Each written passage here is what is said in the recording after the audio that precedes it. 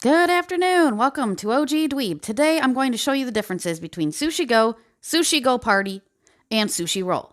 Now, as you can see here, I don't have a copy of the original Sushi Go. However, it is possible to play the original game with the components in Sushi Go Party.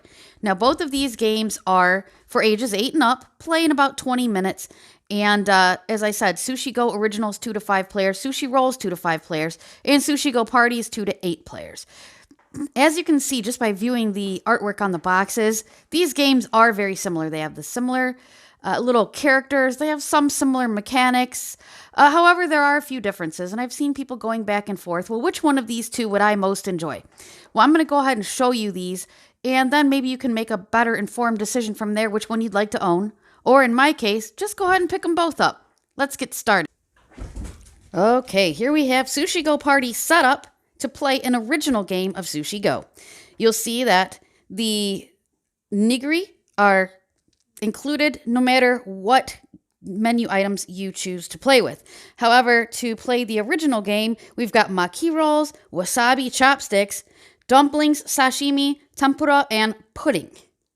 Okay, so if we were to mix all of these decks together into a single deck, we would have an original game of Sushi Go Party. Now, as you can see, included with Sushi Go Party is a conveyor belt scorekeeping set, which also holds our various menu items.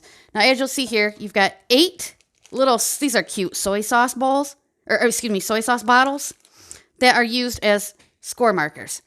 So besides that, we have the original set. We've got various different little, I'll go ahead and show you the others, uramaki rolls, tamaki rolls, menu, special order, the spoon, which as you can see here says 3 to 8 players only, a takeout box, soy sauce, tea, eel, onigiri, miso soup. He's one of my favorites. I really enjoy the artwork on that one. Tofu, edamame, green tea ice cream, and fruit. Now, with these various different menu items, you can create a lot of different styles of play. You can choose characters that maybe are a little more subtle, and then you can choose some of these that are just blatantly, give you that gotcha mechanic where you can kind of hose your opponents. So, there's a lot of replayability here. Again, it's up to 8 players. As you saw on some of those cards, some of them are meant to only play with a certain amount of players or more. But again, a lot of replayability, easy to teach, quick to play.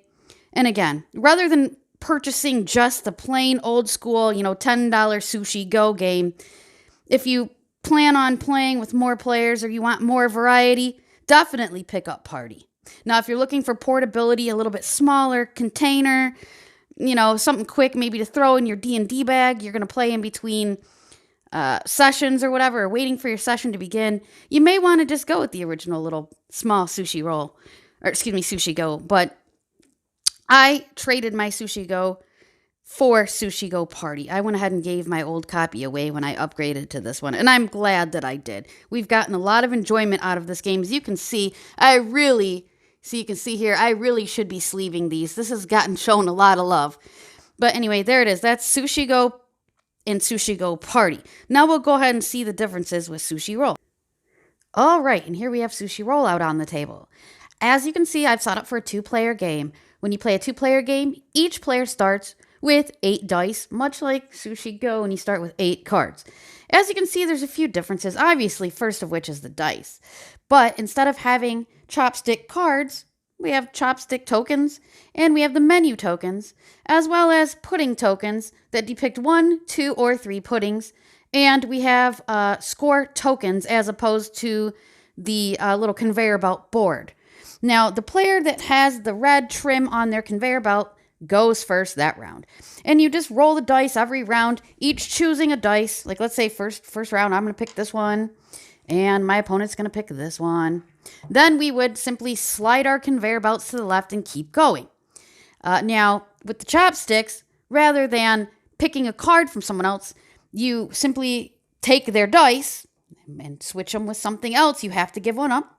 Or with the reroll, it's exactly what it says. If you have a die, let's say you really want a wasabi and you rolled the books, the menus instead. You could re-roll that and hope for a wasabi. As with the other game, you also keep your puddings or your dessert of choice at the end of the game and score those at the end of the game. So that is the same as well. And again, you just, go back and forth, rolling every turn. Everybody rolls their die. Pass, roll your die, choose one. Pass, roll your die. Again, very much like regular Sushi Go. Instead of cards, we're using die. So that's basically the difference. And really the only major difference is dice versus cards.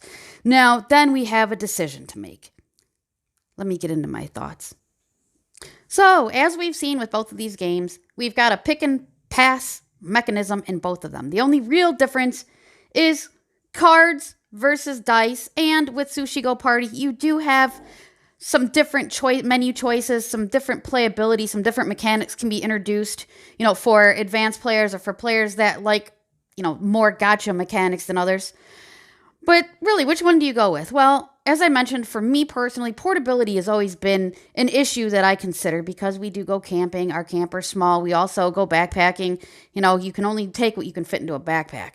Now, obviously, Sushi Go Party has a much larger container than Sushi Go, the original. However, you could get an upper deck little, cheap deck box that you would use for like Magic the Gathering or Pokemon, etc., and put just your basic set of cards into that for travel purposes. Also, with Sushi Roll, you could use the included cloth bag to carry the tokens and your dice. You would just have to get some kind of small little box or other type of container for the conveyor belt and the scorecard. Overall, I'll be honest, I enjoy Sushi Go Party more for some of the reasons I stated. I can, take the original set out and just take that with me in a small box if I want to. There's a lot of replayability value. You can use the easier to deal with cards in teaching new players and introduce, some of the more difficult or gotcha mechanics later on. And to be frank, I have very poor dice rolling ability. Ask any of my friends that have played D&D with me before. I have terrible luck with dice. I tend to have decent luck with cards. So me personally, I enjoy Sushi Go Party the most. Also, I should mention you can play up to 8 players. So when we do go to our camping spot, for the holidays with our family, everyone can play together with Sushi Go Party. Again, Sushi Roll, it's only 5 players. So hopefully just this little short video has kind of helped you out if you're trying to make a decision between the two. I apologize. I still don't have a tripod, so this may be a little shaky, but I wanted to show you briefly what the difference was. It's a nice sunny day out and I'm in a good mood, and I thought I'd share something with you that I hope you'll enjoy too. Have a great day.